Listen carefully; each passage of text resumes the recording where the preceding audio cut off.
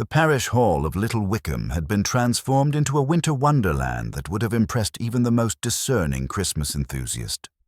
Garlands of fresh holly, their dark green leaves glistening with droplets from the morning's frost, draped elegantly across the oak beams, while paper bells in festive red and gold swayed gently in the draughts that persistently found their way through the ancient windows.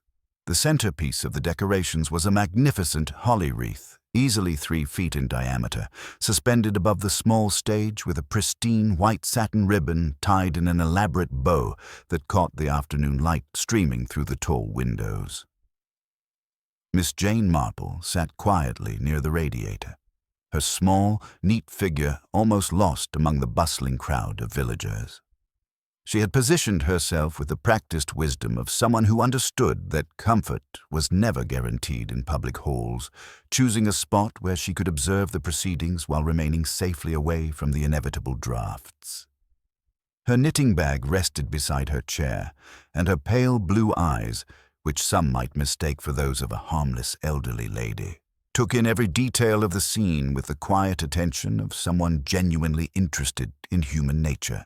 The village hierarchy, in action, Mrs. Constance Weatherby, the self-appointed coordinator of virtually every social event in Little Wickham, moved through the crowd with the purposeful stride of a general reviewing troops.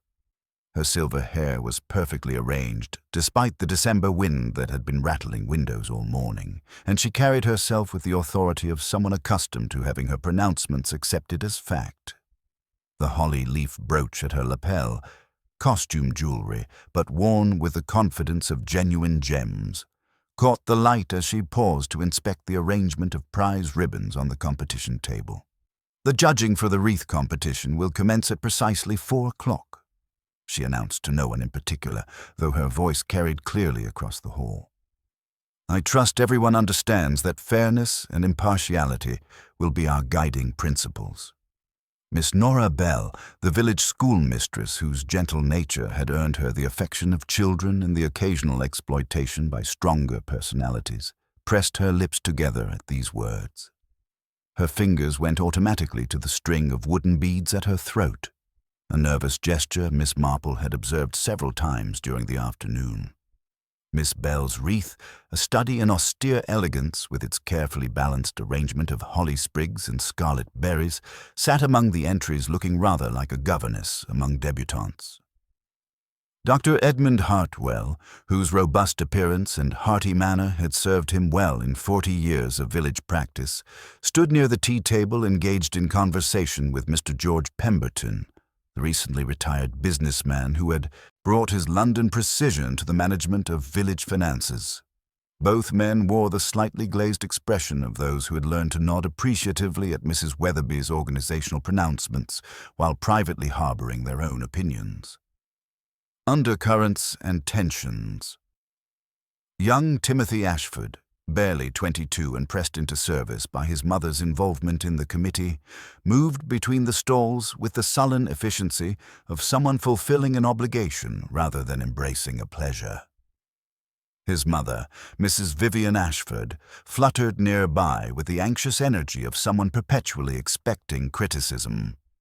She had been widowed young and had never quite recovered her confidence, particularly when faced with Mrs. Weatherby's formidable certainty about how things ought to be done.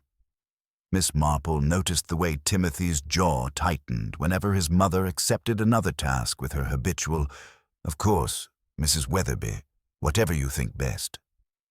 There was something in the young man's expression that spoke of deeper frustrations than mere holiday obligations. The look of someone who had watched a parent diminished by circumstances and felt powerless to remedy the situation. Mrs. Ivy Hobson, the postmistress whose position made her privy to more village secrets than perhaps she wished to know, moved between the stalls with her collection ledger pressed against her chest like armor. There had been whispers recently, nothing so crude as accusations, but the kind of careful speculation that preceded more serious inquiries. Miss Marple, who had lived long enough to recognize the signs of financial anxiety, observed the way Mrs. Hobson's hands trembled slightly as she counted coins and the manner in which she avoided direct eye contact with Mr. Pemberton. The afternoon progresses. The competition judging proceeded with the kind of careful ceremony that village events demanded. Mrs. Weatherby moved along the display table with her measuring tape and note cards, pausing at each entry with the deliberation of a connoisseur. When she reached Miss Bell's elegant creation, her fingers lingered on the ribbon, and Miss Marple caught the briefest flicker of something, annoyance, calculation, across her features.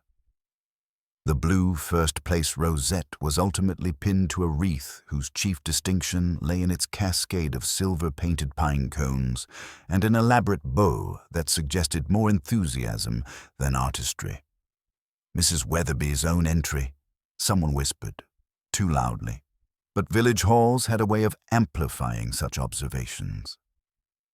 The second-place ribbon went to Miss Bell's creation, and Miss Marple noted the flush that spread across the schoolmistress's cheeks.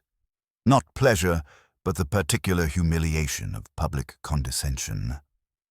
"It doesn't matter," Miss Bell murmured to no one in particular, her fingers working at her wooden beads. "There are more important things than competitions." But Miss Marple, who had observed many such moments over the years, recognized the tone of someone who had been wounded in precisely the way that did matter, regardless of what more important things might exist. The crisis unfolds. As the afternoon wore on, the combination of seasonal festivities and the hall's ancient heating system created an atmosphere that was both festive and slightly oppressive. The lights, never reliable in that part of the county, began their familiar dance of dimming and recovery. Mrs. Alton, the vicar's wife, cast meaningful glances at her husband, who responded with the patient resignation of a man who had learned that electrical problems, like most domestic crises, would be addressed when his wife determined the appropriate moment had arrived. At 4:30, with the raffles still undrawn and the announcement of the baking competition winner yet to come, the lights gave up their struggle entirely. Darkness fell with the suddenness of a curtain drop, bringing with it the collective intake of breath that accompanies unexpected changes in familiar routines.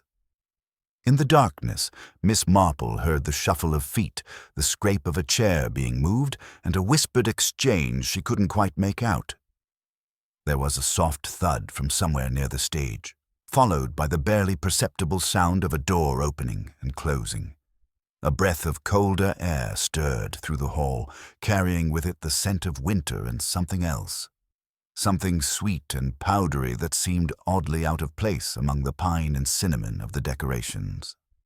Constable Tom Briggs, who possessed the useful quality of being precisely where he was needed when emergencies arose, produced a torch that cast a grudging circle of light across the confused crowd.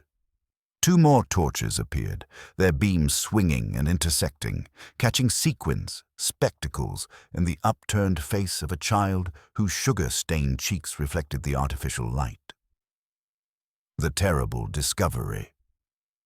When the light surged back with an offended crackle and hum, the hall appeared much as it had before, though somewhat less tidy.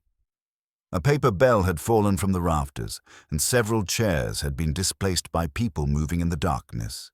It was Mrs. Alton who first noticed that something was wrong with the great holly wreath above the stage. "The ribbon," she said uncertainly, pointing upward.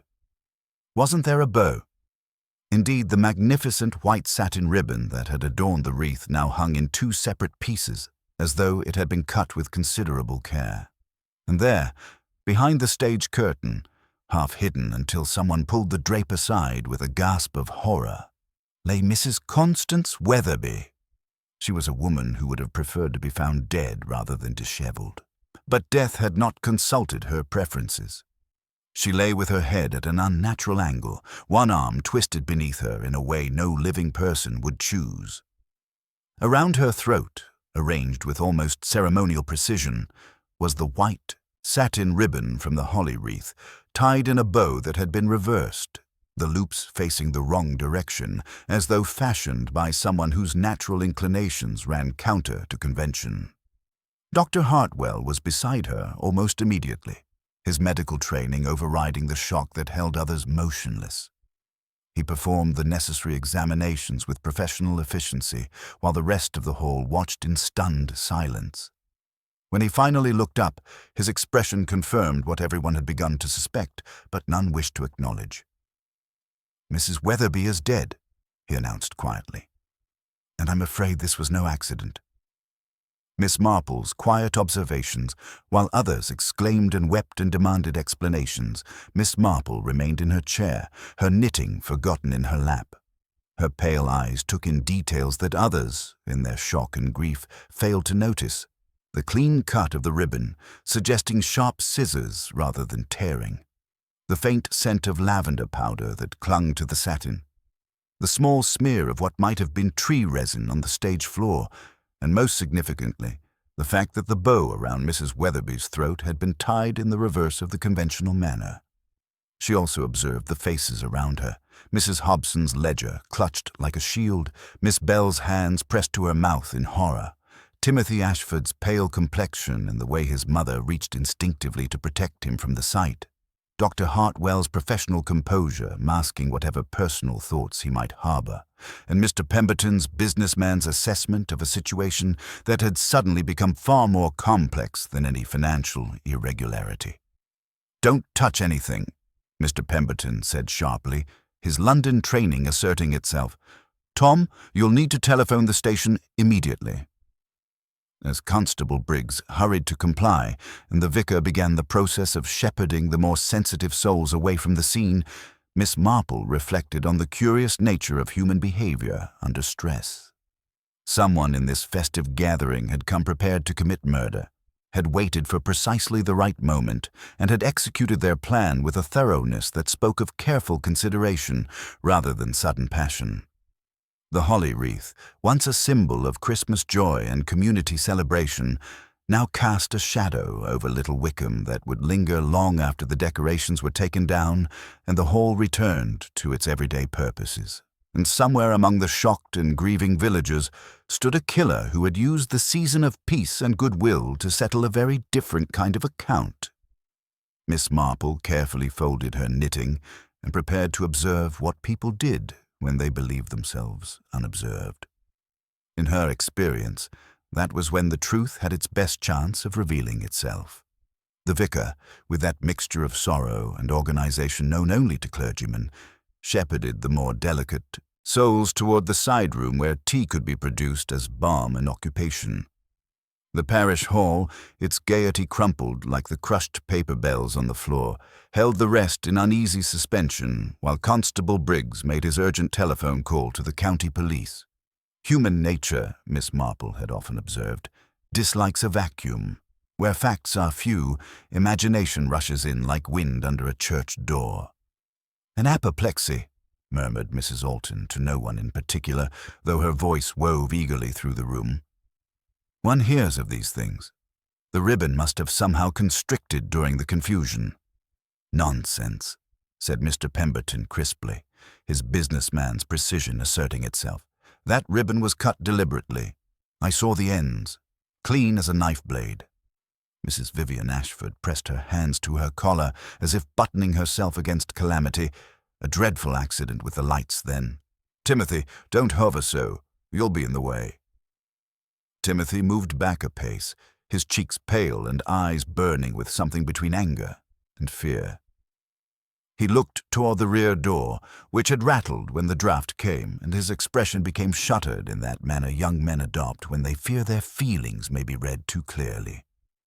Miss Marple remained in her chair near the radiator, her knitting forgotten in her lap, watching the patterns of human behavior unfold with the same attention she might give to a particularly complex stitch. Mrs. Hobson clutched her ledger like armor, her voice carrying across the hall as she spoke to anyone who would listen about burglars and London men who followed the post routes, knowing when pensions arrived. "No one slipped past me," Constable Briggs announced upon returning from his telephone call, his chest puffed with the importance of summoning higher authority.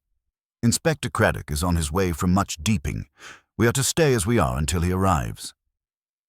By the time Inspector Craddock's motor car pulled up outside the hall, the theories had proliferated like weeds in a neglected garden.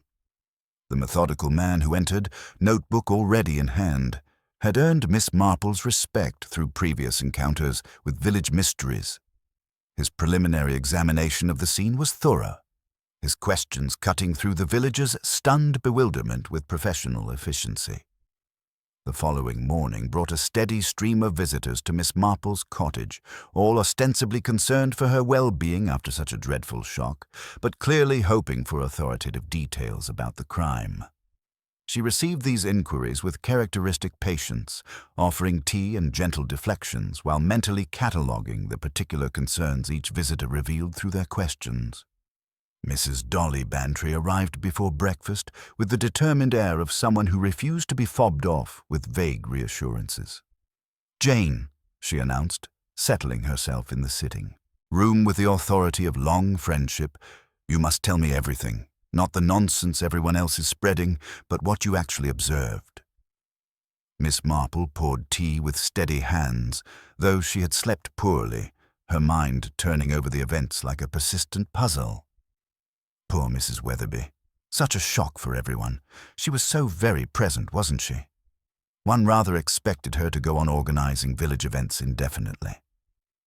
"Don't be evasive, Jane. Who do you think did it?" The directness hung in the air between them. Miss Marple added milk to her tea with careful precision. "I think someone was very angry indeed.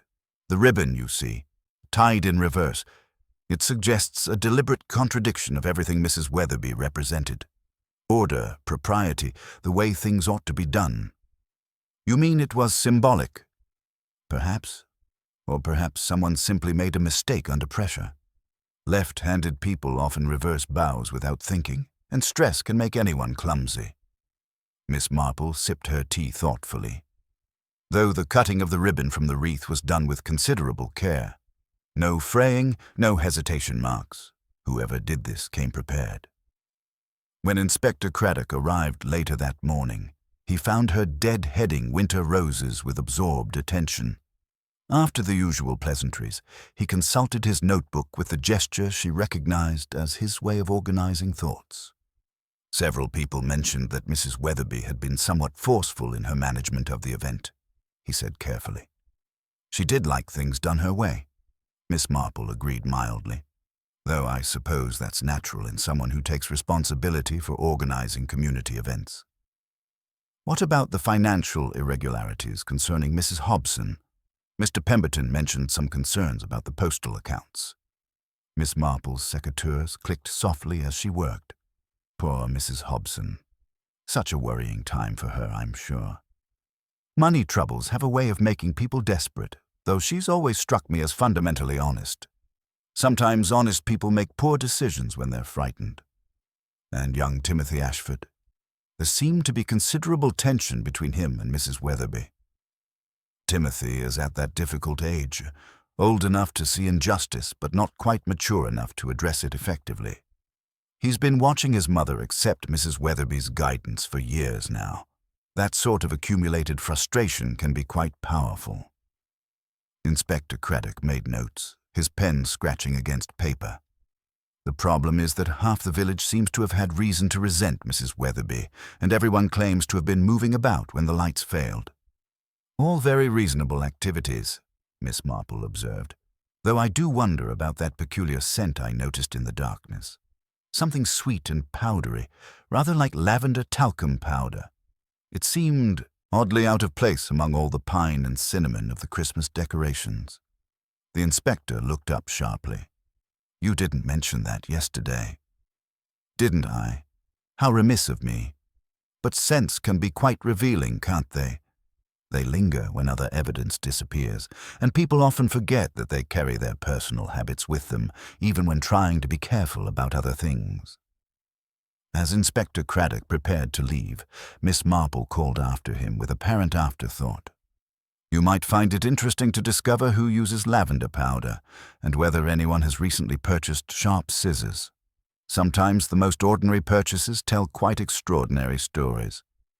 Inspector Craddock began his methodical interviews the following morning, establishing himself in the vicar's study while the village performed its own inquest through whispered conversations and meaningful glances.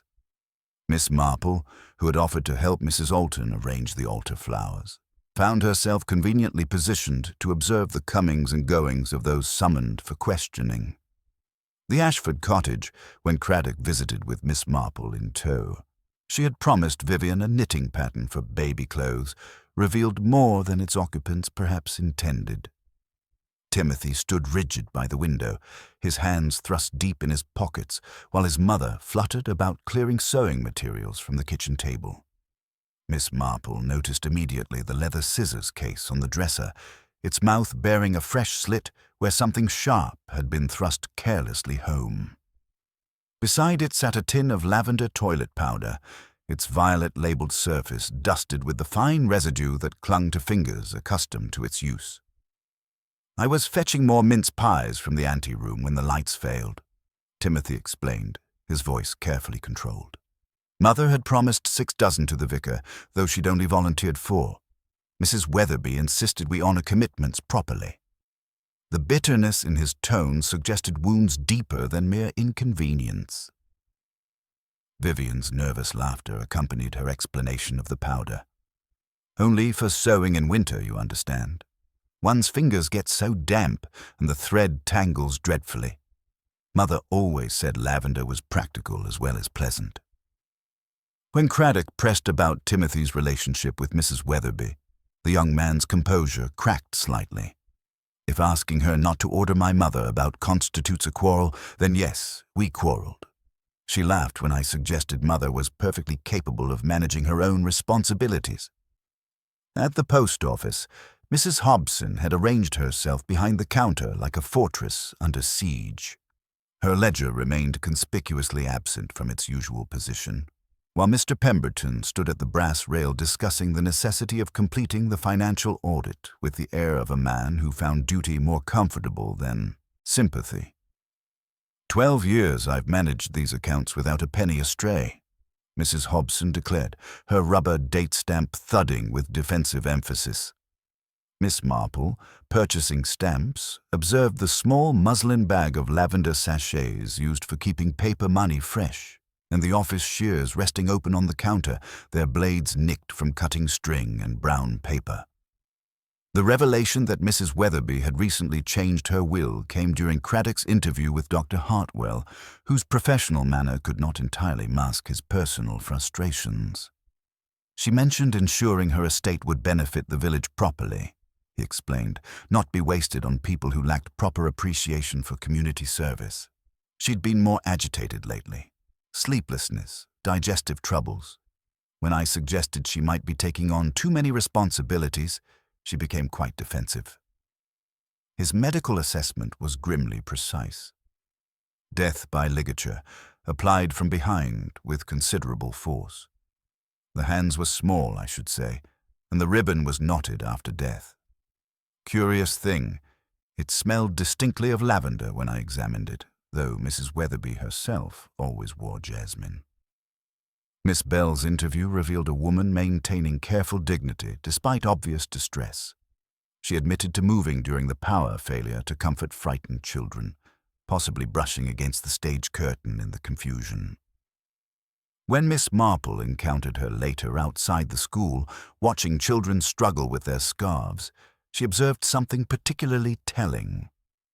Miss Bell's fingers moved with practiced efficiency, tying each child's scarf with neat, reversed bows, the loops facing the unconventional direction as naturally as breathing. "What a dreadful time for everyone," Miss Bell said softly, her wooden beads clicking as she adjusted her collar. "I can hardly teach for the children's whispering about it." "One must focus on ordinary things," Miss Marple replied gently. "Knots and sums and the small kindnesses that make life bearable."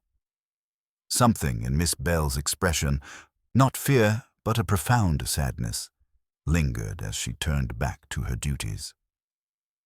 That evening, Miss Marple walked past the parish hall, where Constable Briggs maintained his vigil. The great holly wreath had been removed, leaving only the memory of its festive presence. Near the stage door, she ran her fingers along the windowsill and felt the tacky residue of tree resin transferred from holly branches to wood by someone who had steadied themselves in the darkness. The door latch, she noted, required the particular trick of lifting and pressing simultaneously. Knowledge possessed by anyone who had helped with village events or directed children in nativity plays. In Little Wickham, Miss Marple reflected, many hands knew many small tricks. The question was which hands had used such knowledge for murder, and why someone had chosen to tie that final, telling bow in reverse, whether from habit, haste, or something more deliberate entirely. The village embraced Timothy Ashford's guilt with the relief of people offered a tidy explanation for untidy horror. His raised voice at the fete became, through the alchemy of repeated telling, first a shout, then a threat, and finally a confession overheard by half a dozen witnesses who had not been within 20 feet of the actual exchange. By midday, even the butcher spoke darkly of young tempers while rapping chops with aggressive precision, and Mrs. Alton's prayers carried the unmistakable cadence of moral vindication. Inspector Craddock found himself under mounting pressure from the county authorities, who emphasized the importance of swift resolution in what should have been a peaceful village. The circumstantial evidence, while thin, arranged itself into an increasingly compelling pattern. Mr. Pemberton's statement about seeing a tall figure slip behind the stage during the power failure gained significance when combined with Timothy's admitted presence in the anteroom and his documented conflicts with Mrs. Weatherby, the young man's access to scissors through his mother's sewing supplies, his familiarity with the hall's layout, and his obvious resentment created a narrative that satisfied both official requirements and village prejudices. The formal interview at Much Deeping Station revealed Timothy maintaining his account with stubborn consistency.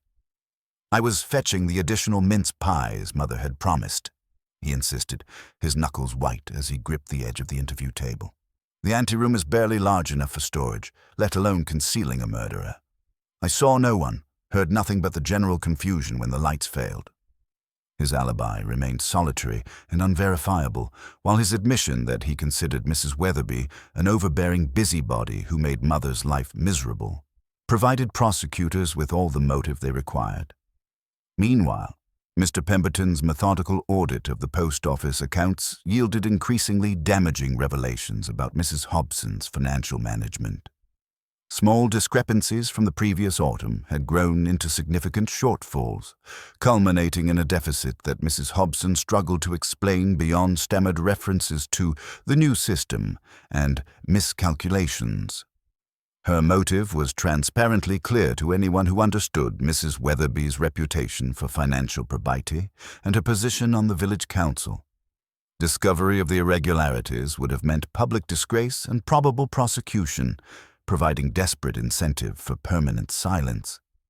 Miss Marple, however, found herself increasingly troubled by details that others dismissed as insignificant.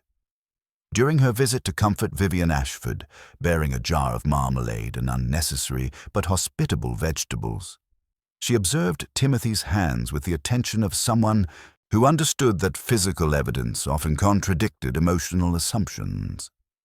His fingers, long and graceful like his mother's, bore no scratches or marks that might result from struggling with holly branches in darkness.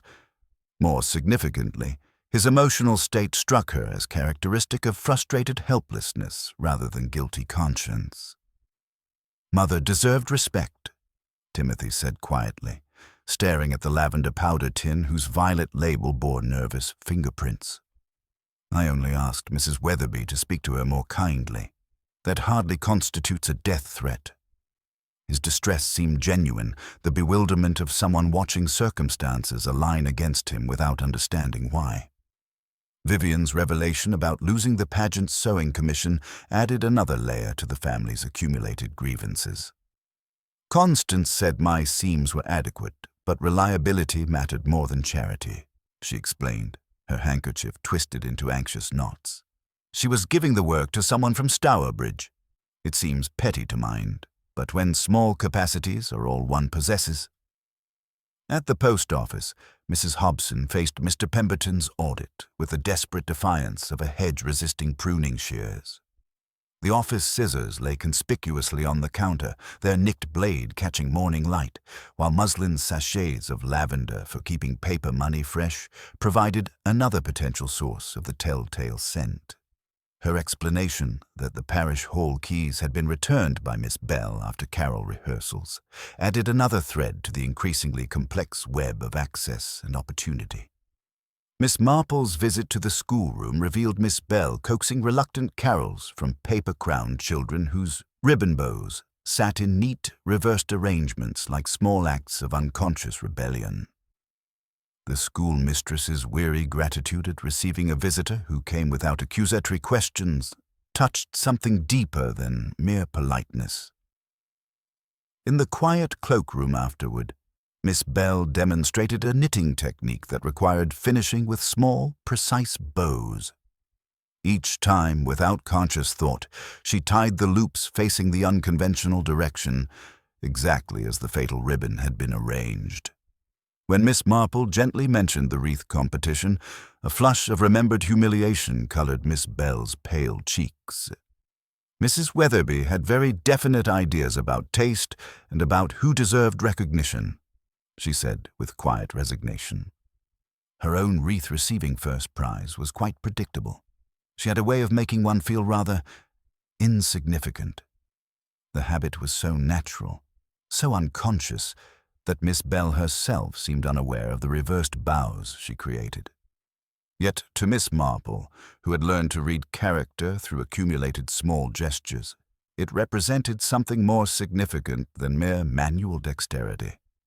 It suggested a mind that naturally approached conventional expectations from an oblique angle.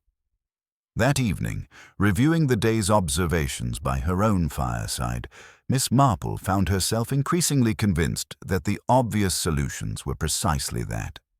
Too convenient, too perfectly aligned with village assumptions about difficult young men and desperate women. Timothy's resentment was genuine, but seemed more likely to produce sullen withdrawal than calculated violence. Mrs. Hobson's financial troubles provided clear motive, yet Miss Marple could not envision the practical postmistress executing such a theatrical, almost ceremonial act of murder. The lavender scent continued to intrigue her most particularly. Present in multiple households for entirely innocent purposes, it had somehow transferred to the murder weapon in a way that suggested intimate familiarity rather than casual contact. Combined with the reversed bow, tied with the unconscious precision of long habit rather than the fumbling uncertainty of stress, it painted a picture of someone whose very nature ran counter to conventional expectations. The true killer, Miss Marple suspected, possessed a subtlety that neither Timothy's obvious anger nor Mrs. Hobson's transparent desperation could match. Someone who understood that the most effective deceptions often hid behind the most innocent appearances, and who had used the village's eagerness to find obvious culprits as perfect camouflage for a far more sophisticated crime. The psychological game had begun in earnest, and Miss Marple prepared to engage it with the patient attention to human nature that had served her so well in previous investigations. Truth, she had learned, rarely announced itself with fanfare. It whispered through accumulated details, waiting for someone with sufficient patience to listen. Miss Marple's investigation began with the methodical precision of someone who understood that truth often resided in the spaces between obvious facts. The morning mist that shrouded Little Wickham seemed to mirror the confusion that had settled over the village, but she approached the mystery with the patient attention to detail that had served her well in previous encounters with human nature at its most duplicitous. The vicarage revelation.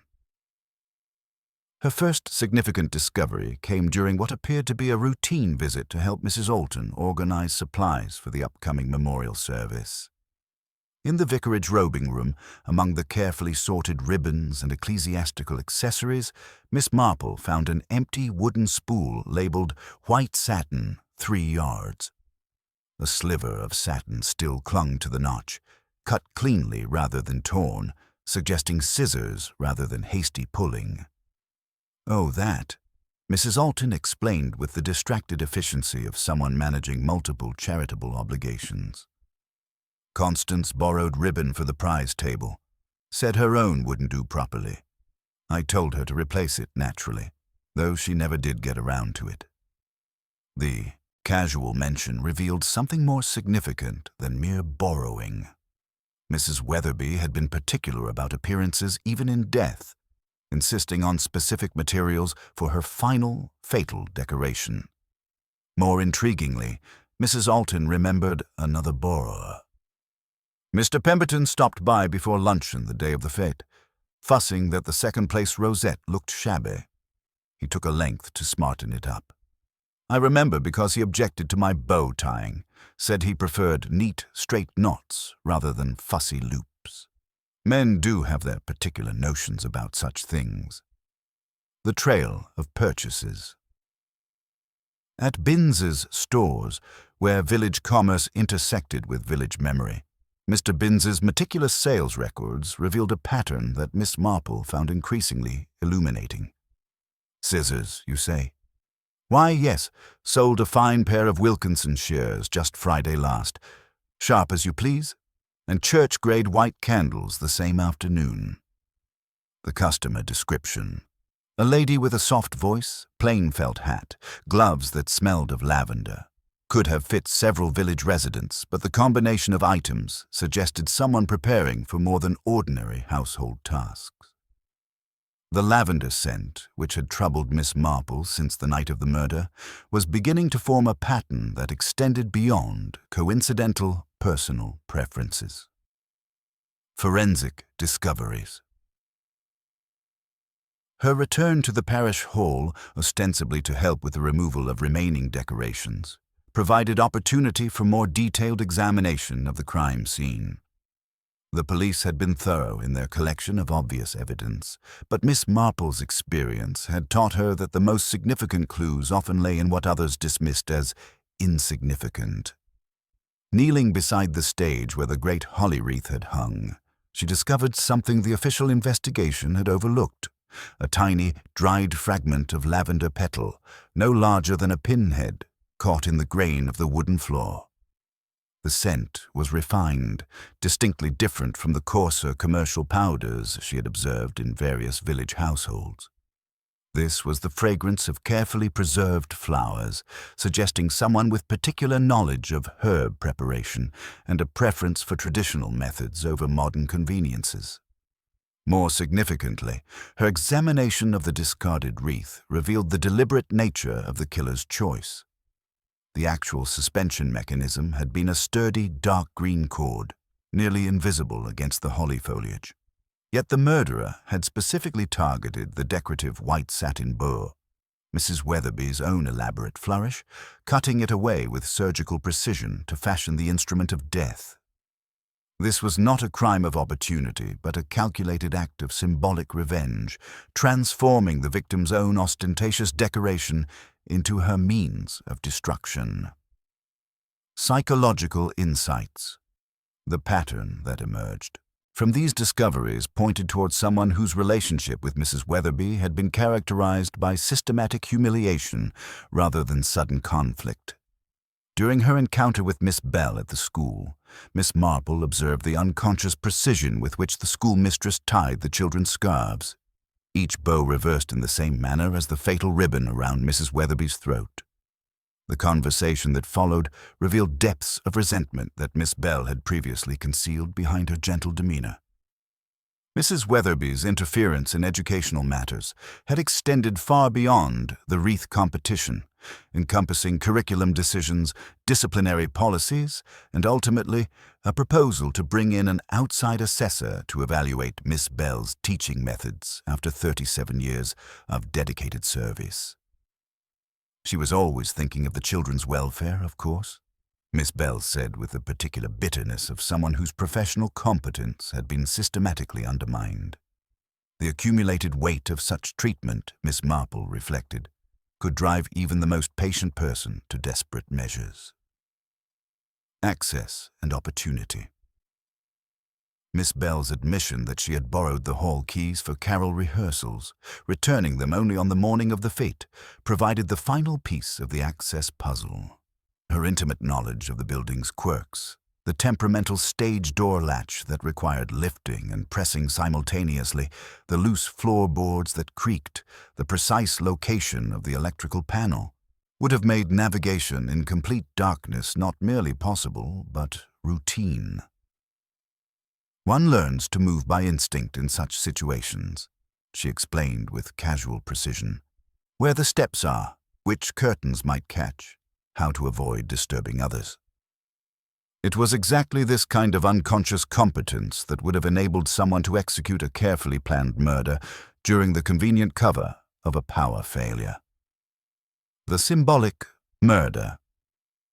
The psychological portrait that emerged painted Miss Bell not as an obvious suspect like Timothy Ashford or a desperate one like Mrs. Hobson, but as something far more dangerous. A person whose gentle exterior concealed methodical intelligence and whose accumulated grievances had crystallized into a plan of almost ceremonial precision. The lavender scent, the reversed bow tied with unconscious habit, the symbolic use of Mrs. Weatherby's own decorative ribbon, and the timing during the power failure all suggested someone who had planned the crime with the same attention to detail that characterized her professional life. Miss Marple found herself facing the familiar complexity of human nature under extreme pressure. Miss Bell's motives were entirely understandable, her grievances legitimate, and her methods, however morally inexcusable, demonstrated the kind of careful planning that spoke to deep psychological wounds rather than momentary passion. The village's eagerness to blame Timothy Ashford was allowing the real killer to maintain her facade of gentle respectability while an innocent young man faced prosecution for a crime he had not committed. The psychological game had reached its crucial phase, and Miss Marple prepared to test her theory with the delicate precision that such investigations required. Truth, as always, would emerge through careful observation of human nature when it believed itself unobserved. The gentle schoolmistress who tied children's scarves with unconscious precision had used that same natural skill to fashion a very different kind of bow, one that would ensure Mrs. Weatherby's interference in Little Wickham's affairs had reached its permanent conclusion. The village's collective certainty about Timothy Ashford's guilt created exactly the kind of psychological camouflage that Miss Marple recognized from previous encounters with calculated murder. While Inspector Craddock faced mounting pressure from county authorities eager for swift resolution, she pursued her own methodical investigation into the deeper currents that had led to Mrs. Weatherby's death beneath the Holly Wreath. Her morning visit to Mr. Pemberton revealed a man whose precision extended to the smallest domestic details. The faint, medicinal scent of benzene in his sitting room drew her attention to a coat hanging nearby, its sleeve bearing the telltale stains of holly resin. "Stubborn stuff, tree sap," he explained with characteristic efficiency. "Requires proper solvents for complete removal." His admission of borrowing ribbon from the vicarage for the second-place rosette, combined with his preference for flat knots rather than fussy loops, provided another thread in the increasingly complex web of access and opportunity. At the vicarage, Mrs. Alton's nervous energy had transformed into purposeful activity as she organized memorial arrangements. Among the supplies, Miss Marple discovered baskets of lavender wands, plaited with thin satin ribbon, the refined handiwork of the Mothers' Union sold at summer fetes. "Nora Bell taught us the plaiting technique years ago," Mrs. Alton explained with unconscious significance. "Such patient fingers for detailed work." The lavender's fragrance was distinctly different from commercial powders, the pure, concentrated scent of carefully preserved flowers that matched exactly what Miss Marple had detected at the crime scene. Dr. Hartwell's revelation about Mrs. Weatherby's recent legal arrangements cast the murder in an entirely new light. The proposed charitable trust would have placed Mr. Pemberton in administrative control of significant funds, while Miss Bell faced forced early retirement contingent upon an assessor rating her teaching performance as excellent after 37 years of dedicated service. The psychological cruelty of such conditional recognition would have been devastating to someone whose entire identity centered on professional competence and community respect.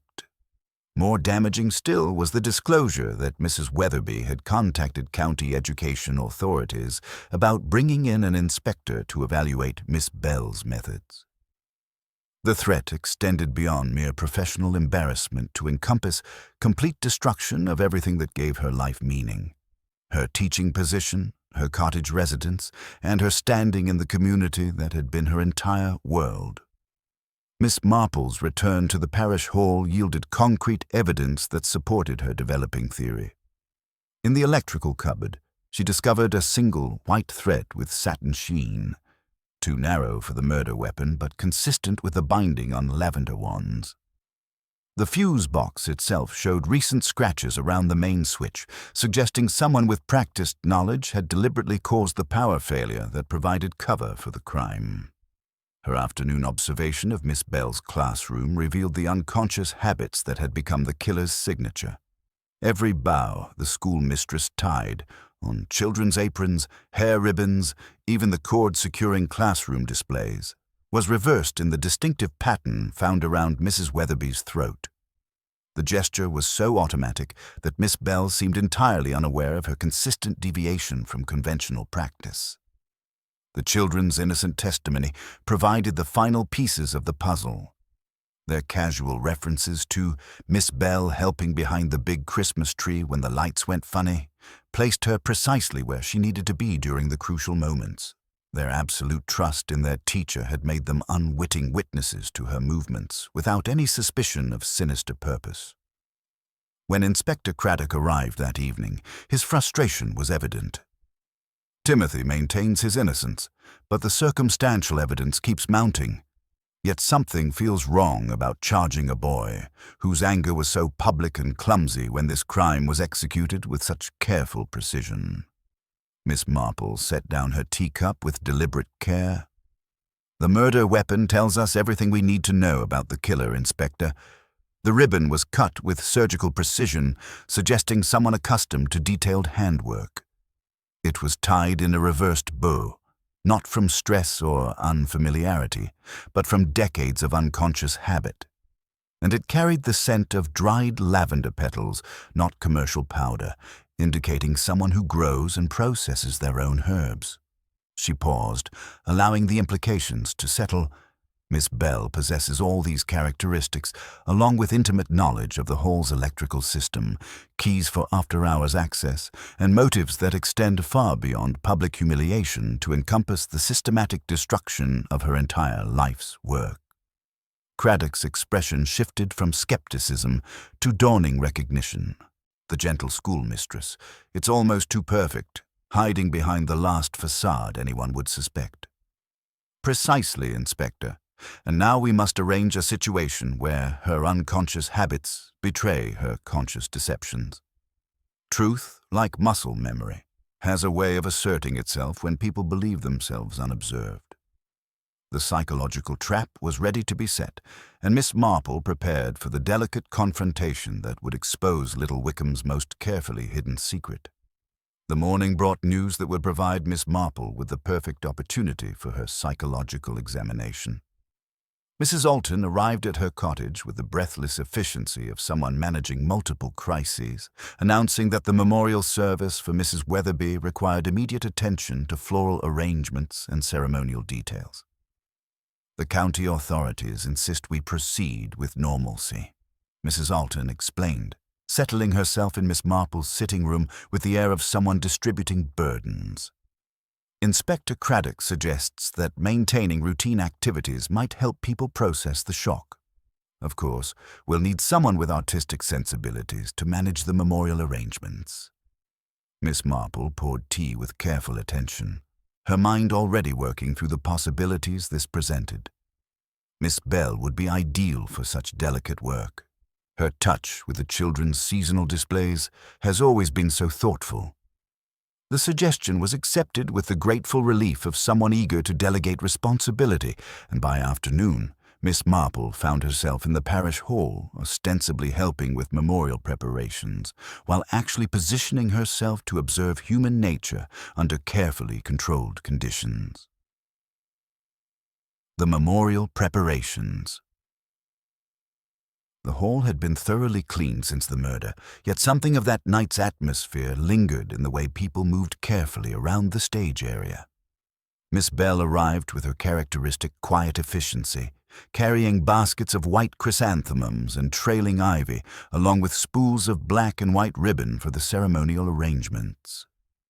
Miss Marple positioned herself near the flower preparation table, her knitting providing perfect camouflage for observation. She watched Miss Bell's hands move with practiced precision, cutting stems and arranging blooms with the unconscious competence of someone accustomed to creating order from chaos. When Miss Bell reached for the ribbon to secure a spray of flowers, her fingers worked automatically, fashioning neat bows with loops that faced the unconventional direction. The gesture was so natural, so deeply ingrained, that Miss Bell seemed entirely unaware of her consistent deviation from standard practice. Each bow she tied, on flower arrangements, memorial cards, even the ties securing her own apron, displayed the same reversed pattern that had characterized the fatal ribbon around Mrs. Weatherby's throat. The subtle test. Inspector Craddock arrived as planned, carrying what appeared to be evidence from the ongoing investigation. Among the items was a small lavender wand, its silk ribbon ties carefully preserved, which Miss Marple had suggested he display prominently during his visit. "Found this near the stage area during our final sweep," he announced to the small group of volunteers. "Distinctive craftsmanship, someone with considerable skill in herb preparation." Miss Marple observed Miss Bell's reaction with the focused attention of someone who understood that truth often revealed itself through involuntary responses. The school mistress's hands stilled momentarily in their work, her eyes flickering toward the lavender wand before quickly returning to her flower arrangements. The brief hesitation was accompanied by an almost imperceptible tightening around her eyes. Not fear, but the particular wariness of someone recognizing something they had hoped would remain hidden. The psychological pressure. The conversation that followed was carefully orchestrated to appear casual, while systematically increasing psychological pressure. Miss Marple steered the discussion toward the topic of traditional crafts, praising Miss Bell's expertise with herb preservation and her contributions to the Mothers' Union handicraft sales. "Such skilled fingers you have, my dear," Miss Marple observed with apparent admiration. "Your lavender work has always been particularly fine. The concentrated fragrance suggests you use traditional drying methods rather than modern shortcuts." Miss Bell's response carried a note of unconscious pride. Proper preparation requires patience. Commercial processes sacrifice quality for convenience. I prefer the old methods. They preserve the essential character of the herbs. The admission, delivered with professional satisfaction, provided confirmation of Miss Bell's access to the refined lavender scent that had puzzled investigators. More significantly, it revealed someone who took pride in maintaining traditional standards, exactly the kind of person who might view Mrs. Weatherby's interference as a fundamental violation of proper order. The critical moment. The psychological test reached its crucial phase when Mrs. Alton mentioned the need for ribbon work on the memorial programs. Miss Bell, absorbed in her preparations and relaxed by the familiar domestic activity, automatically reached for a length of white satin ribbon to demonstrate proper technique. Her fingers moved with the unconscious precision of decades of practice, forming loops and securing them with the natural grace of someone who had tied countless bows for children's hair, classroom displays, and seasonal decorations. The resulting bow was perfectly formed and completely reversed, loops facing the wrong direction with the automatic certainty of ingrained habit.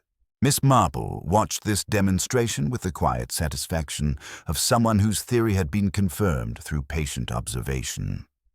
The unconscious gesture revealed more than any confession could provide. evidence of muscle memory so deeply embedded that stress and conscious control could not override it. The gathering evidence. As the afternoon progressed, Miss Marple collected additional confirmatory details through seemingly innocent conversation. Miss Bell's casual mention of staying late to practice with the children's choir provided explanation for her intimate knowledge of the hall's electrical systems. Her reference to the temperamental stage lighting that required a firm hand with the main switch revealed familiarity with the precise mechanism used to create the convenient darkness on the night of the murder. Most significantly, her unconscious habit of checking the stage door latch, lifting and pressing simultaneously to ensure proper closure, demonstrated the kind of automatic competence that would have made navigation in complete darkness not merely possible, but routine. The psychological portrait.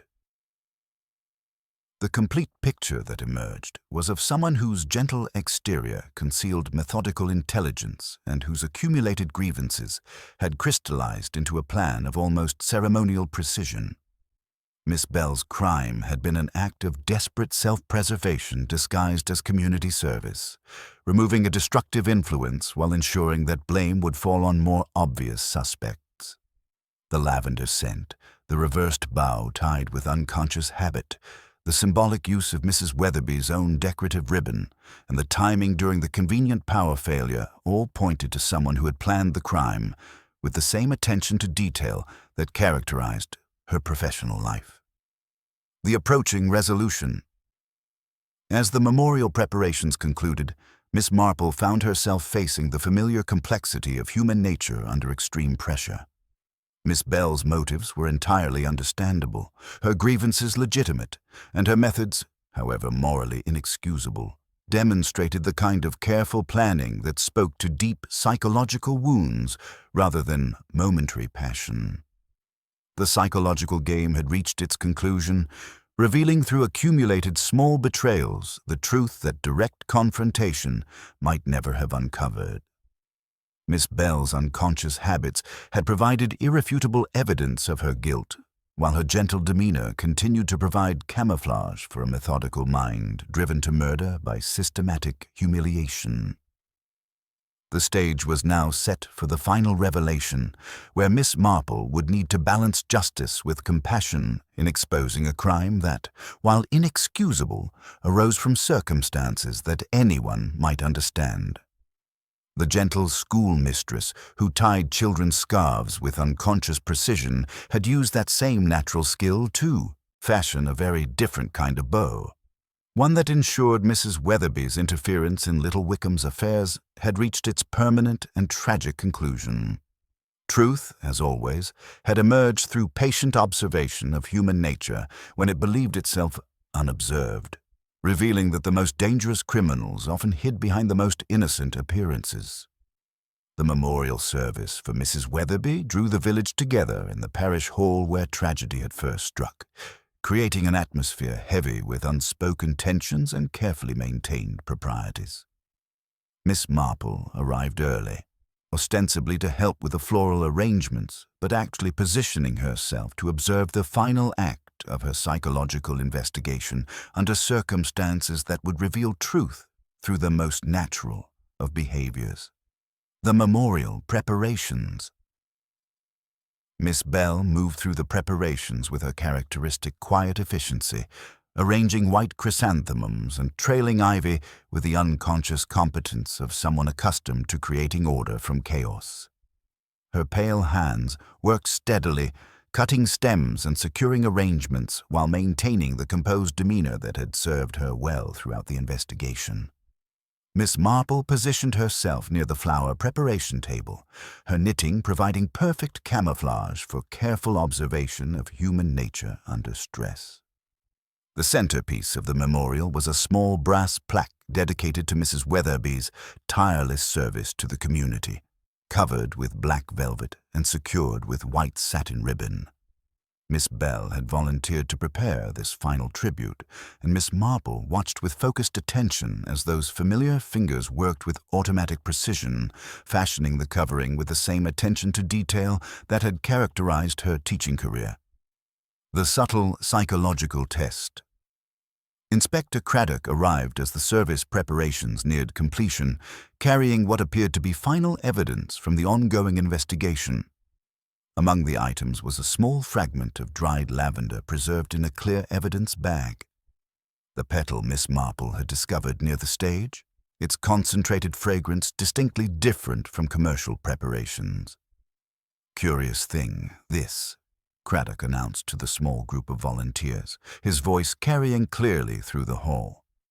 "Our forensics expert confirms it's from hand-processed lavender, not the commercial variety.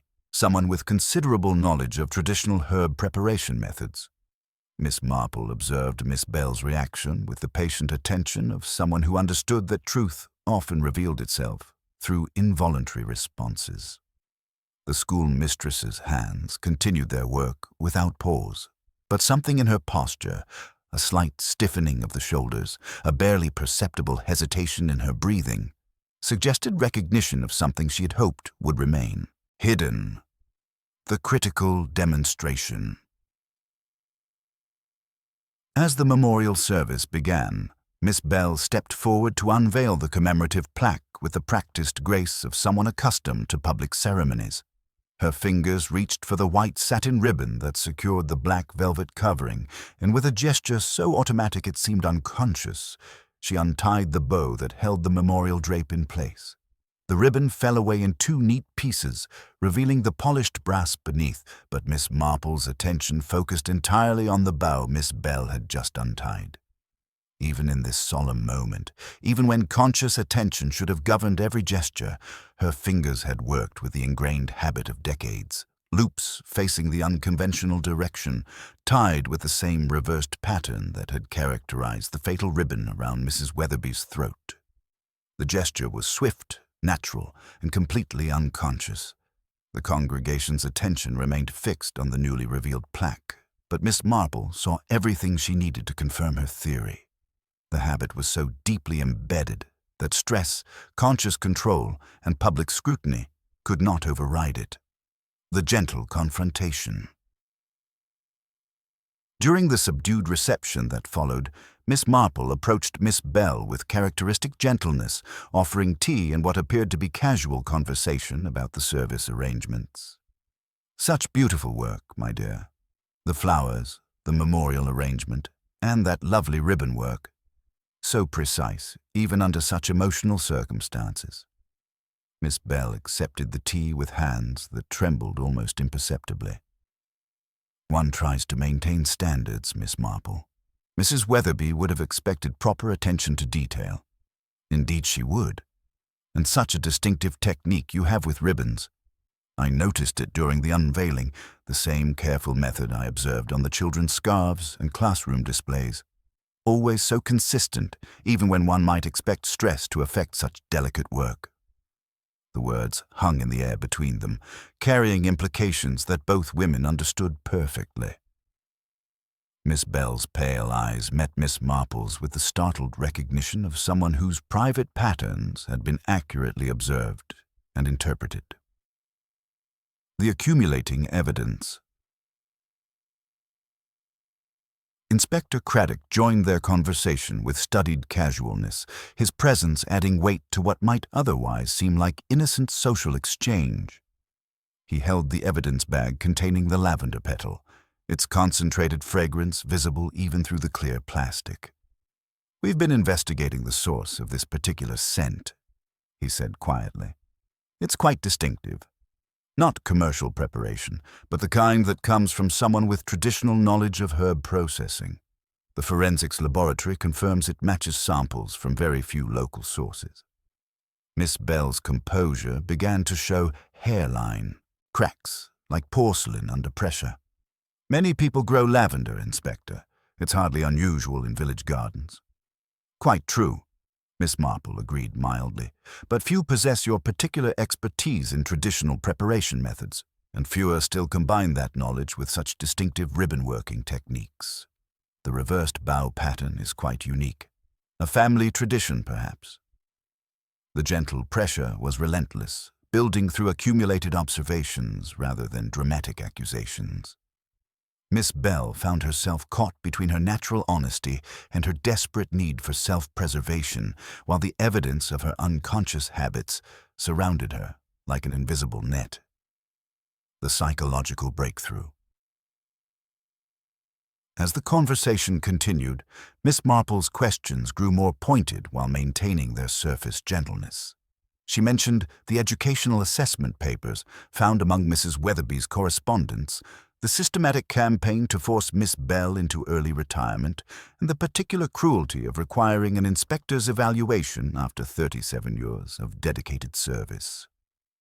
"Such a devastating prospect," Miss Marple observed with genuine sympathy. To have one's entire life's work subjected to external judgment by someone who had never witnessed the daily dedication, the countless small kindnesses, the genuine affection between teacher and pupils. The humiliation would have been unbearable. Miss Bell's carefully maintained composure finally cracked, revealing beneath it not the gentle school mistress everyone expected, but someone whose methodical intelligence had been driven to desperate measures by systematic persecution. The accumulated weight of evidence, physical, behavioral, and circumstantial, had created an irrefutable case that no amount of denial could overcome. The approaching resolution.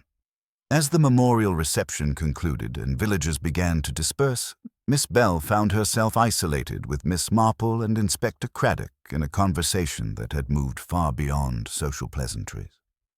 The evidence surrounded her, the lavender petal that matched her traditional preparation methods, the reversed bow pattern that marked every ribbon she tied, her intimate knowledge of the hall's electrical systems, and most damning of all, the unconscious demonstration of her distinctive technique during the memorial service itself.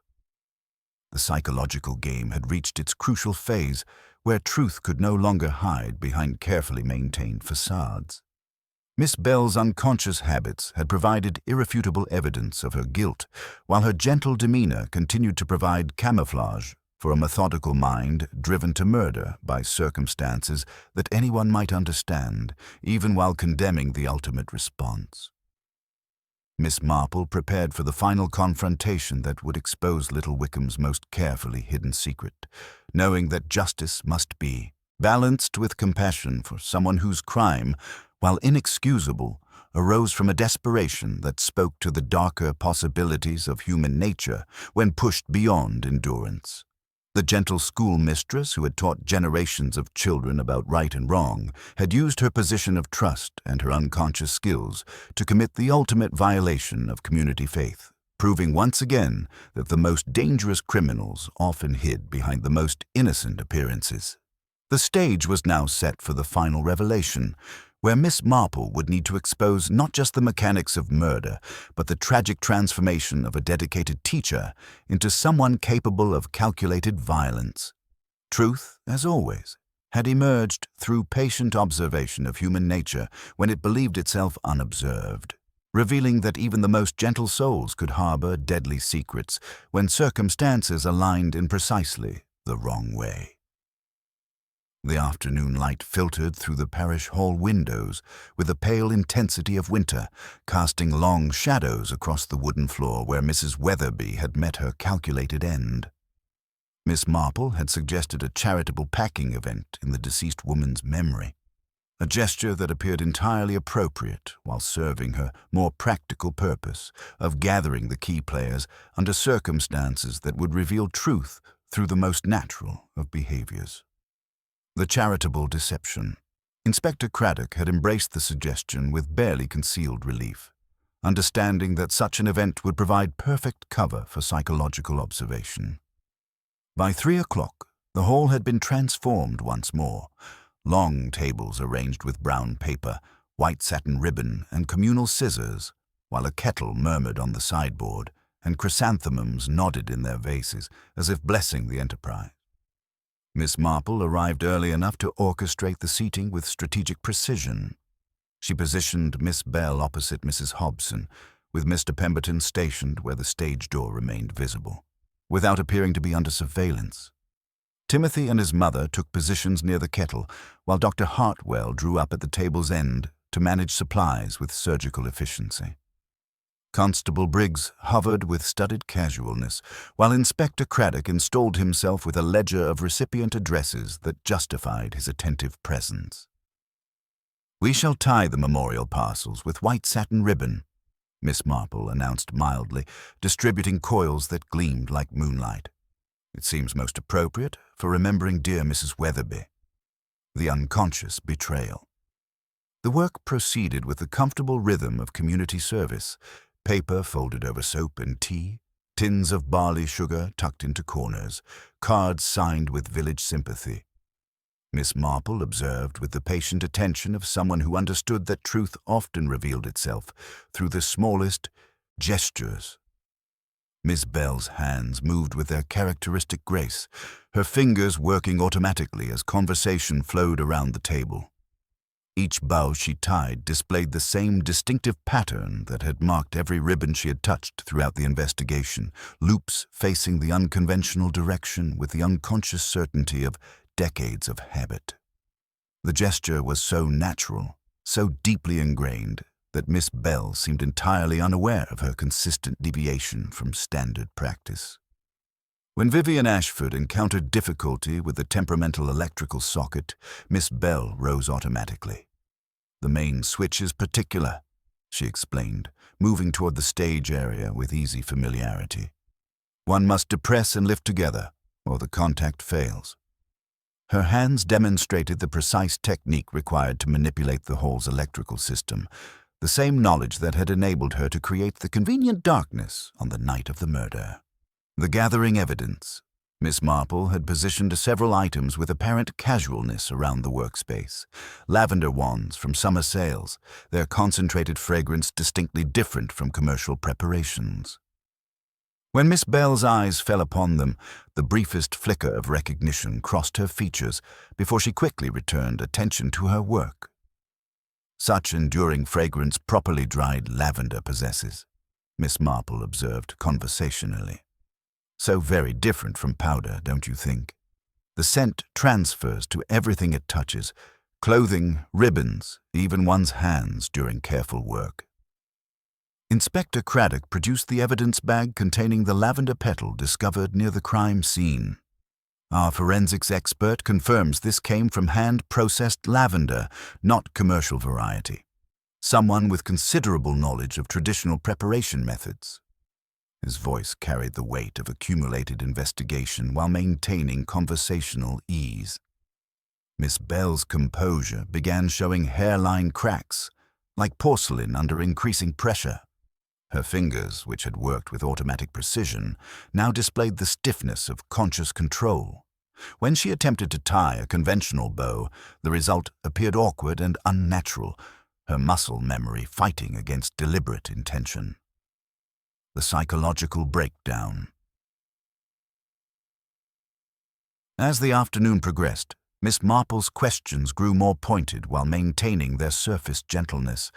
She mentioned the educational assessment papers found among Mrs. Weatherby's correspondence, the systematic campaign to force early retirement, and the particular cruelty of requiring external evaluation after 37 years of dedicated service. "Such devastating circumstances," Miss Marple observed with genuine sympathy.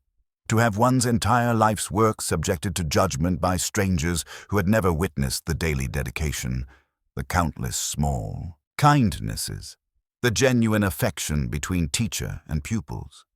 The humiliation would have been unbearable for someone whose identity was so completely tied to professional service." Miss Bell's carefully maintained facade finally cracked, revealing beneath it not the gentle schoolmistress everyone expected, but someone whose methodical intelligence had been driven to desperate measures by systematic persecution. "She was destroying everything," Miss Bell whispered, her voice barely audible above the rustle of paper and ribbon. "Everything I had built, everything I was." The complete confession. The words came slowly at first, then with increasing urgency as the burden of secrecy lifted. Miss Bell described the weeks of careful planning that had preceded the murder, beginning with her discovery of Mrs. Weatherby's correspondence with county authorities about forcing her into early retirement through a humiliating competency assessment. 37 years of dedicated service, and she wanted some stranger from the county office to judge whether I was fit to continue, Miss Bell explained, her composure dissolving completely. The children trusted me, the parents respected my methods, yet she considered all of that irrelevant compared to her own notions of proper educational standards. The plan had crystallized gradually, shaped by opportunity and desperation in equal measure.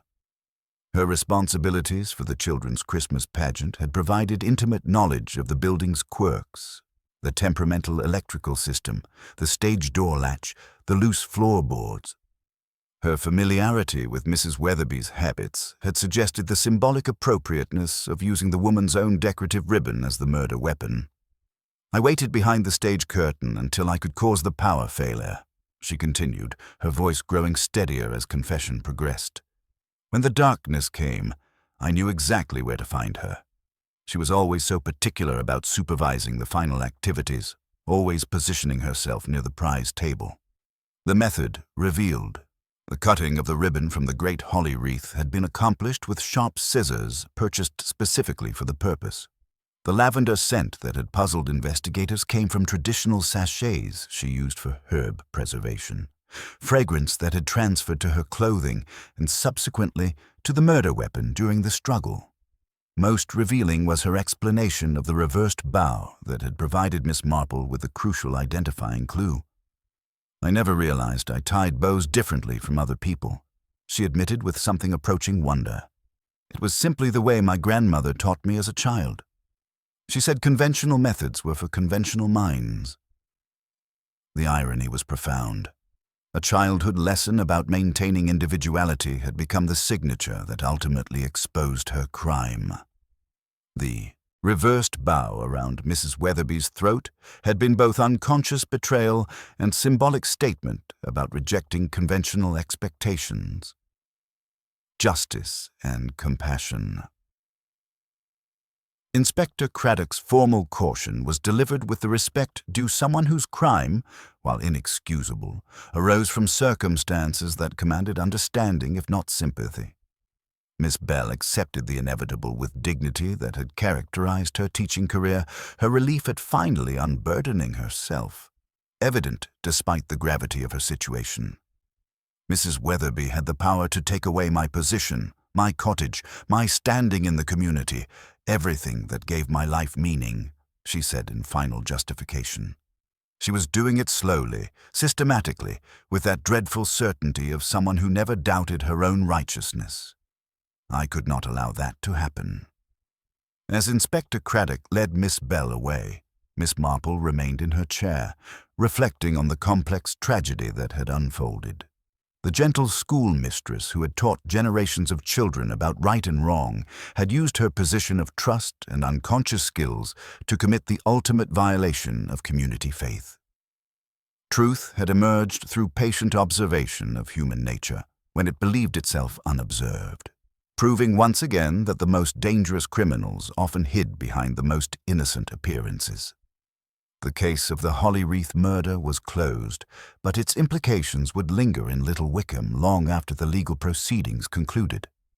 Miss Bell's transformation from respected educator to calculated murderer illustrated the darker possibilities of human nature when systematic humiliation pushed gentle souls beyond their capacity for endurance. The village would need to grapple with questions about the fine line between desperation and evil that would trouble the community for years to come. In the gathering dusk, Miss Marple gathered her knitting and prepared to return to her cottage, knowing that justice had been served while recognizing the profound sadness of a life destroyed by circumstances that anyone might understand, even while condemning the ultimate response. The holly wreath that had once symbolized Christmas joy and community celebration would forever remain a reminder that beneath the surface of even the most peaceful villages, human nature could harbor secrets dark enough to drive the gentlest souls to murder. The formal charges against Miss Bell sent shockwaves through Little Wickham that reverberated far beyond the initial horror of Mrs. Weatherby's murder. The village found itself grappling with a truth more disturbing than any external threat. Their gentle schoolmistress, beloved by generations of children, had committed calculated murder in their very midst. The comfortable certainty that had led them to suspect Timothy Ashford now crumbled, replaced by the unsettling recognition that evil could hide behind the most innocent appearances. The community's reckoning. Timothy's vindication brought no satisfaction to the young man, whose experience of being suspected had left him withdrawn and bitter. Inspector Craddock's formal announcement of his innocence was received with the uncomfortable silence of people confronting their own prejudices. Mrs. Vivian Ashford wept with relief, but Timothy carried himself with new wariness, having learned how quickly a community could turn against one of its own based on circumstantial evidence and social assumptions. Mrs. Hobson's financial irregularities, overshadowed by the murder investigation, proved to be desperate borrowing rather than criminal theft. Her embezzlement had consisted primarily of advancing herself pension money to cover her elderly mother's medical expenses, a revelation that earned sympathy rather than condemnation. Mr. Pemberton quietly arranged restitution and additional oversight, declaring the matter closed with the grace of someone who recognized genuine need when properly explained. Dr. Hartwell found himself reflecting on the psychological pressures that could transform even the gentlest nature into something capable of violence. His medical assessment of the crime scene had been precise, but the human elements troubled him more deeply. During his visit to Miss Marple's cottage, he spoke of the systematic erosion of dignity that could drive rational people to irrational acts, recognizing in Miss Bell's case the particular vulnerability of someone whose entire identity had been tied to professional service. The legal resolution. Miss Bell's trial proceeded with the methodical precision that characterized the legal system, though the jury struggled to reconcile the gentle educator with the calculated killer. Her full confession eliminated any question of guilt, but the circumstances surrounding her crime evoked uncomfortable sympathy. The systematic campaign to force her into early retirement through humiliating competency assessments after 37 years of dedicated service represented genuine persecution disguised as administrative efficiency. The defense's argument for diminished responsibility found little favor with magistrates who viewed the premeditated nature of the crime. The purchased scissors, the carefully planned power failure, the symbolic use of Mrs. Weatherby's own ribbon as evidence of clear criminal intent rather than temporary breakdown. Miss Bell received a substantial prison sentence, which she accepted with the same quiet dignity that had characterized her teaching career. The village's struggle. Little Wickham's attempts to return to normalcy were complicated by the profound shift in social dynamics. The easy trust that had once characterized neighborly relations was now tinged with new caution as residents wondered what hidden resentments might fester beneath polite smiles. Parents who had entrusted their children to Miss Bell's care felt a deep betrayal, mixed with dawning understanding of the pressures that could drive even the most respectable among them to desperate measures. The parish hall, once the heart of community gatherings, carried an atmosphere of unease that would require time and new memories to dispel. Plans for future Christmas celebrations would need to acknowledge the tragic history, while attempting to reclaim joy that had been stolen from the community. The magnificent holly wreath, once a symbol of festive celebration, would forever be associated with the chilling precision of calculated murder. Mrs. Alton organized prayer circles for both victim and perpetrator, while the vicar preached sermons about justice tempered by mercy that seemed to address the village's collective guilt about their treatment of both Mrs. Weatherby and Miss Bell. The community began to recognize how their passive acceptance of authoritarian behavior had contributed to creating the desperate circumstances that led to tragedy. Miss Marple's final observations. In the quiet of her cottage sitting room, Miss Marple reflected on the complex interplay of personality, circumstance, and human weakness that had produced such devastating results. Miss Bell's crime represented something more disturbing than simple desperation. It revealed how systematic humiliation could transform even the gentlest nature into something capable of methodical violence. The reversed bow that had provided the crucial identifying clue struck her as particularly significant. Miss Bell's unconscious habit, learned in childhood from a grandmother who taught that conventional methods were for conventional minds, had become both signature and downfall. The irony was profound.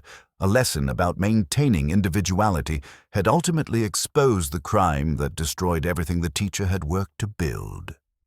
2 weeks after sentencing, a note arrived from the county prison in careful schoolroom handwriting.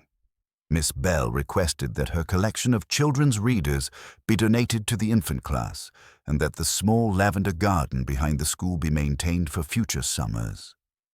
Miss Marple delivered the books personally, reflecting that even in disgrace, the teacher's instincts toward nurturing remained intact.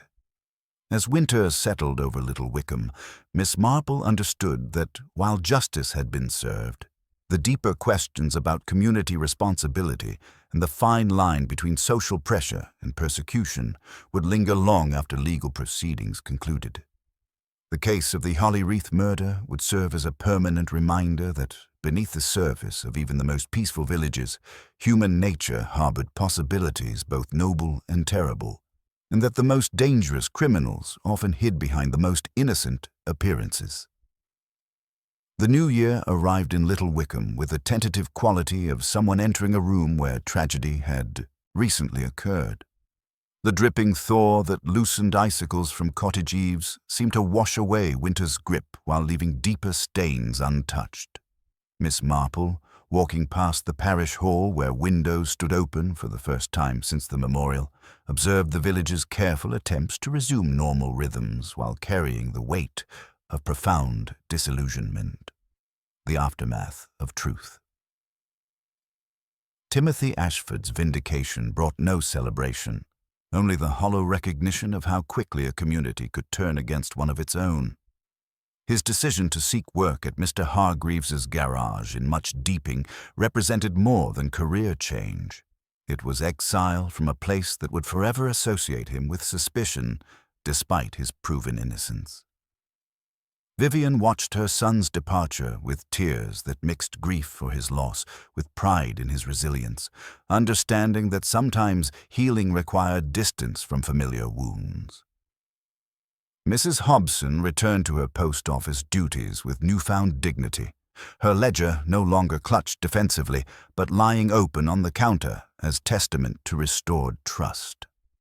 Mr. Pemberton's quiet establishment of a relief fund under the vicar's stewardship reflected his recognition that efficiency without compassion created the very conditions that bred desperation. The financial irregularities, now understood as desperate borrowing rather than criminal intent, had taught the village uncomfortable lessons about judgment and mercy. An unexpected visitor. The arrival of Margaret Bell, Miss Bell's sister from Yorkshire, stirred fresh currents through the village's attempts at normalcy. Miss Marple received her with characteristic courtesy, recognizing in the slight, greying woman the same quiet competence that had once made Nora Bell beloved by generations of children. Over tea in her sitting room, Margaret shared family history that cast the crime in even more complex light. "Our grandmother taught us both to tie bows in that distinctive pattern," Margaret explained with painful irony. She believed conventional methods were for conventional minds, a philosophy Nora took more seriously than I did. What was meant to encourage independent thinking became the very signature that exposed her crime. The letters Margaret produced revealed the systematic nature of Mrs. Weatherby's persecution extending far beyond administrative efficiency into deliberate destruction of a dedicated teacher's life work. Nora's correspondence documented months of careful planning, showing a methodical mind gradually turning toward violence as other options disappeared, yet also revealing genuine anguish at the prospect of harming another human being. The community's reckoning. Dr. Hartwell found himself increasingly preoccupied with the psychological dimensions of the case, discussing with Miss Marple during their shared walks the fine line between sanity and desperation. Mrs. Weatherby was, in her own way, a destroyer of souls, he observed, even if she believed herself to be building community standards. The village's passive acceptance of authoritarian behavior had created an environment where desperate people felt they had no recourse except violence. Miss Bell's transformation from respected educator to calculated murderer illustrated how systematic humiliation could push even the gentlest souls beyond their capacity for endurance. The deeper implications. Miss Marple reflected on the moral complexity that troubled her more than the crime solution. Miss Bell's letters from prison revealed someone grappling with genuine remorse while maintaining that her actions had been necessary to prevent greater injustice. The correspondence showed a mind that remained fundamentally decent despite having committed murder, someone who had crossed the ultimate line while retaining enough conscience to recognize the enormity of her actions. The children of Little Wickham felt the change most acutely. Their beloved teacher was gone, replaced by a temporary instructor who, though kind, lacked the familiar warmth and intuitive understanding of their small world. The lavender garden behind the school, once tended with such care, became a complex memorial to nurturing instincts and their terrible perversion. Miss Marple's final observations. As Margaret prepared to return to Yorkshire, promising to maintain the lavender garden as her sister had requested, Miss Marple found herself contemplating the case's lasting implications. The Holly Wreath murder had demonstrated how communities could fail their most vulnerable members through passive acceptance of persecution disguised as proper standards. The reversed bow that had provided crucial evidence remained a symbol of how individual quirks could become both identity and downfall. A childhood lesson about independence transformed into the signature of calculated murder.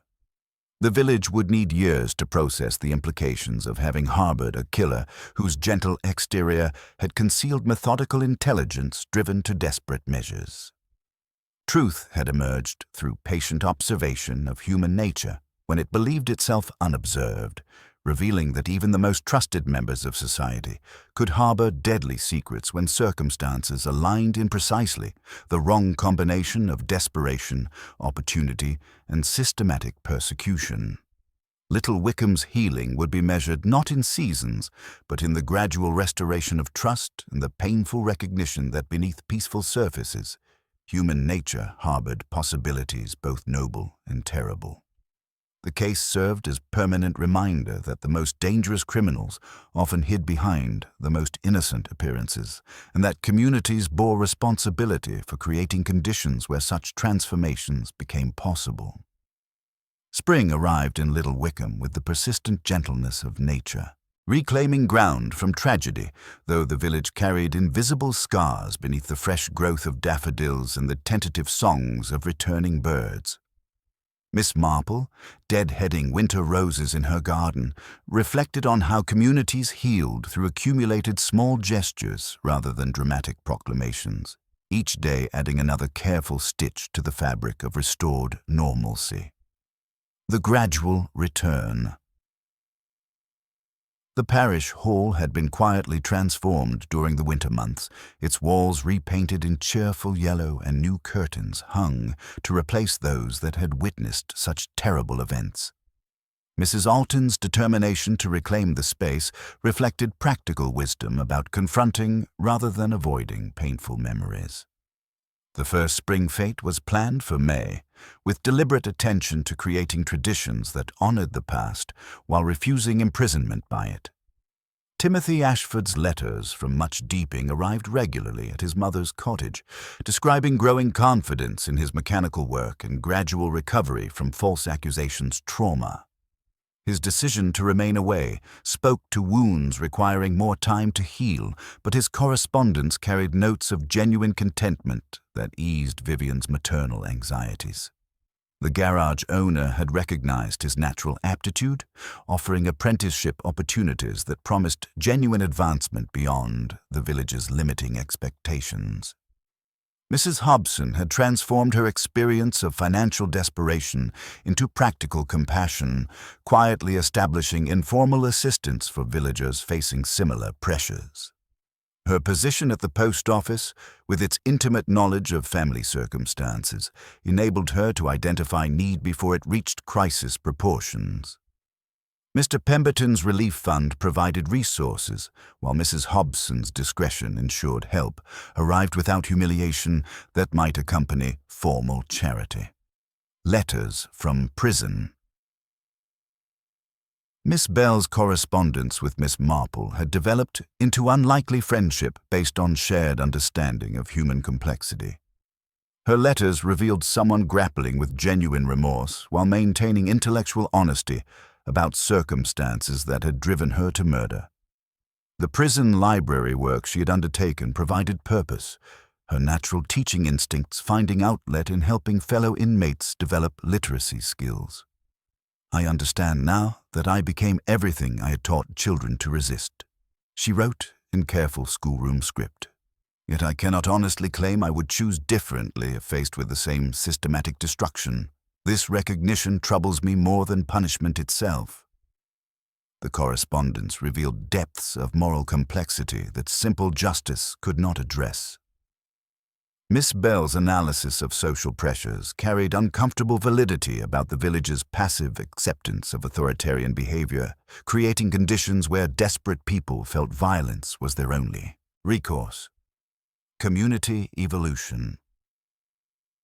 Dr. Hartwell's informal leadership had emerged naturally from crisis, his medical training translating effectively to community healing. His establishment of regular discussion groups at the vicarage provided outlet for residents to process complicated feelings about the murder and their own roles in enabling circumstances that had made it possible. These gatherings revealed how many villagers had harbored private resentments against Mrs. Weatherby's controlling behavior while lacking courage to confront it directly.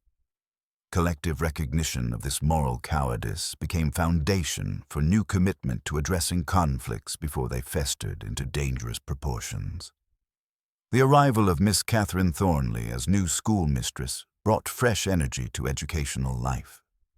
Her collaborative approach represented deliberate contrast to the isolation that had made Miss Bell vulnerable. The children's initial wariness gave way to genuine affection as they discovered someone who respected their intelligence while maintaining appropriate authority. Enduring reflections. Miss Marple found herself contemplating the case's lasting implications as the first anniversary approached. The Holly Wreath murder had demonstrated how seemingly gentle people could harbor capacity for calculated violence when systematic humiliation pushed them beyond breaking points. The reversed bow that had provided crucial evidence remained symbol of how individual characteristics could become both identity and downfall. Little Wickham's healing process had revealed uncomfortable truths about community responsibility and the fine line between social pressure and persecution. The village's recognition that they had enabled Mrs. Weatherby's destructive behavior through passive acceptance became foundation for more active engagement with potential conflicts before they reached crisis proportions. The lasting legacy. Change in a village, Miss Marple reflected, was like yeast in dough, invisible, ordinary, yet very strong when left in peace. People had practiced disagreeing without malice and found it strengthened rather than broke hidden bonds beneath. The case served as permanent reminder that beneath peaceful surfaces, human nature harbored possibilities both noble and terrible. Truth had emerged through patient observation when it believed itself unobserved, revealing that justice required not only punishment, but recognition of social conditions enabling such transformations. The holly wreath would forever carry complex associations with both human nature's fragility and redemption's possibility through honest acknowledgement of shared responsibility. Little Wickham's future would be built on hard-won wisdom about complacency's price and active compassion's necessity in preventing tragedy from taking root in accumulated grievances' fertile soil.